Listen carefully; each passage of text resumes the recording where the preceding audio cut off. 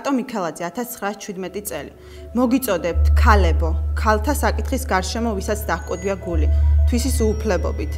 არა მხოლოდ პარლამენტის სკამზე დაუჯდომლობით, არამედ უფრო ახლოს გეტყვით, ვისაც დაჰკვდია გული თავისსავე ოჯახში, ქმრისგან, მამისგან, ძმისგან, ვისაც საკუთარ ნაამაგარ ოჯახში არ ჰქონია თანასწორი ხმა, თავისუფალი კუნჭული, გადმოგვეღვარა ცრემლი თავის საკუთარ დედაკაცის უბედურებით სავსეხვედრის ჭვირვა რამზე.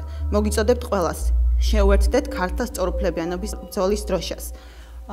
ახლა უკვე 100 წლის შემდეგ ისევ მოგიწოდებთ 25 ნოემბერს პირველ საათზე შემოგვიერთდი.